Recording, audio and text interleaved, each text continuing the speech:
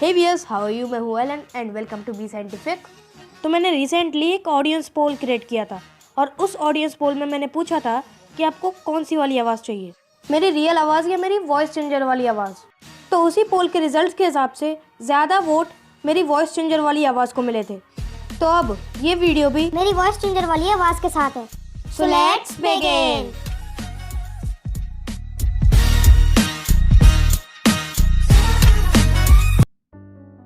क्या आपने कभी सोचा है कि जब कोई मर जाता है तो उसके साथ क्या होता है? आपको भी पता है और मुझे भी पता है कि उसकी बॉडी जलकर राख हो जाती है। बट मैं बॉडी की बात नहीं कर रहा हूँ, मैं उसकी बात कर रहा हूँ। मैं उसकी आत्मा की बात कर रहा हूँ, उसकी सोल की बात कर रहा हूँ। बॉडी तो राख हो जाती है, लेकिन उस सोल का क्या होता है? क्या वो सोल किसी और यूनिवर्स में चला जाता है, या फिर इसी यूनिवर्स में रहकर हमें दिखाई नहीं देता, या फिर वो सोल बिल्कुल ज़ीरो हो जाता है, वो बिल्कुल डेड हो जाता है? एक बार सोच के देखिए, जब आप मर जाओगे तो आपको कैसा फील होगा? आप इसे सोच ही नहीं पा रहे होंगे।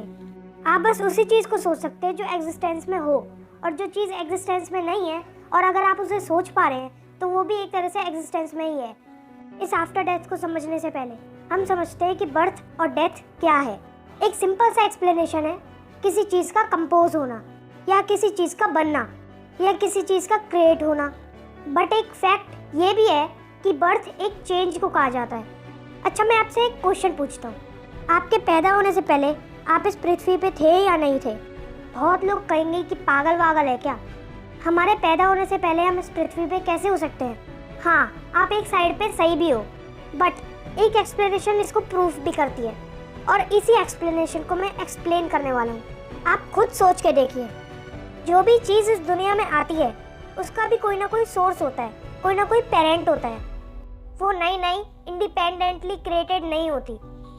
जैसे कि एक ह्यूमन बॉडी का एग्जांपल ले लेते हैं। एक ह्यूमन बॉडी 70% पानी से बनी हुई होती है, और आप ही सोच के देखिए कि 70% पानी जो हमारी बॉडी में है, हमारे एग्जिस्टेंस से पहले वो नहीं होता था क्या?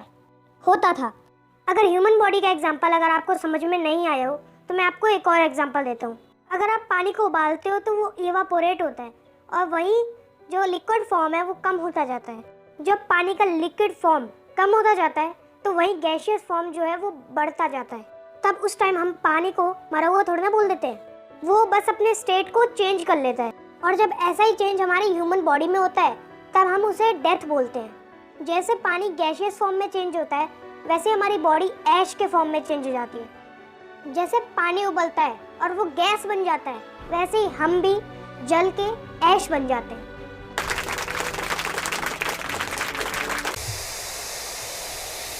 तो ये तो हमने जाने लिया है कि बर्थ और डेथ क्या होता है।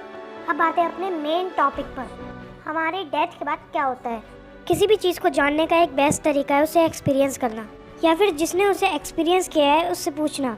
मैं ये नहीं कह रहा हूँ कि डेथ को एक्सपीरियंस करने के लिए डेड हो जाओ, लेकिन जिसने डेथ को एक्सपीरियंस किया है अगर वो बता दे कि डेथ के बाद क्या होता है तो वी आर डन। अब आप फिर से मुझे बोल रहे होगे कि पागल वागल है क्या, मरे हुए लोगों से कैसे पूछेंगे कि मरने के बाद क्या होता है? अब इस टाइम आप फिर सही हो, लेकिन हम मुर्दा लोगों से नहीं पूछने वाले हैं, जिन्होंने डेथ एक्सपीरियंस किए उनसे पूछने वाले हैं। इस दुनिया में अलग अलग बेसिस पर अलग अलग ग्रुप्स हैं, और ऐसे ही एक ग्रुप का नाम है NDE ग्रुप, यानी नियर डेथ एक्सपीरियंस ग्रुप। इन्होंने डेथ को एकदम पास से एक्सपीरियंस कर रखा है। इस ग्रुप में अलग अलग लोगों का अलग अलग एक्सपीरियंस है, लेकिन सबसे ज़्यादा कॉमन एक्सपीरियंस ये है कि वो किसी अलग दुनिया में चले जाते हैं। उन्हें कुछ पता नहीं होता कि वो जिंदा है या मर गए, बस उन्हें ये पता होता है कि वो एग्जिस्ट कर रहे हैं, और इतने में ही वो वापस जिंदा हो जाते हैं। तो अब हम जानेंगे कि उन्होंने एग्जैक्टली क्या एक्सपीरियंस किया था। 2011 में एक आदमी की सर्जरी हो रही थी, और सर्जरी के बीच में उसकी मौत हो गई। डॉक्टर ने भी उसे डेड मान लिया था, लेकिन कुछ मिनट बाद उस इंसान की सांसें चलने लगी। डॉक्टर इस चीज़ को देख के बहुत हैरान थे। जब उससे पूछा गया कि जब तुम डेड थे तब तुमने क्या एक्सपीरियंस किया था, तो उसका जवाब कुछ ऐसा था: there was only darkness and was nothing and was empty. I was not floating, but I was feeling that I exist। इसे हिंदी में कहें तो ये कहना चाह रहा है कि वहाँ पे अंधेरे के सिवा कुछ नहीं था। मैं वहाँ फ्लोट नहीं कर रहा था, लेकिन मेरा कोई अस्तित्व था। इसका मतलब है कि उसे चारों ओर अंधेरा दिख रहा था, लेकिन फिर भी उसके मन में ये फीलिंग थी कि मैं हूँ। उसे पता था कि मैं अभी भी हूँ। मे बी वो उसकी सोल थी या आत्मा, लेकिन फिर भी उसके मन में मैं वाली फीलिंग जिंदा थी।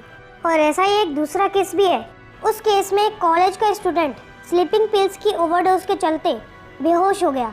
अड़ोस पड़ोस के लोगों ने उसकी हेल्प की और एम्बुलेंस बुलाई, लेकिन एम्बुलेंस में बैठे डॉक्टर्स ने उसे मृत घोषित कर दिया। लेकिन अचानक उसकी सांसें फिर से चलने लगी और डॉक्टर्स उसे बचाने में कामयाब हो गए। और जब उससे पूछताछ की गई तब उसने जो बताया उसे सुनकर आप हिल जाओगे। उसने बोला कि वो यानी उसकी आत्मा उसके शरीर से बाहर निकली थी और खुद को ही देख रही थी, यानी उसकी बॉडी को देख रही थी। इसे सुनकर आपको थोड़ा बहुत शक तो हो ही रहा होगा, और ऐसे ही इन्वेस्टिगेटर्स को भी हुआ। तो उन्होंने सच पता करने के लिए उनसे कुछ क्वेश्चन पूछे, जैसे कि जब वो बेहोश था तो डॉक्टर्स क्या क्या कर रहे थे।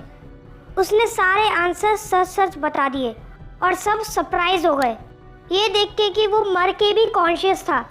आपको क्या लगता है, क्या ये चीज़ें रियल में हुई होंगी या फिर ये सिर्फ एक भ्रम है? कमेंट करके ज़रूर बताना। तो आज के वीडियो के लिए बस इतना ही। मैं मिलूंगा आपसे एक और नई वीडियो के साथ। तब तक के लिए stay tuned and B scientific.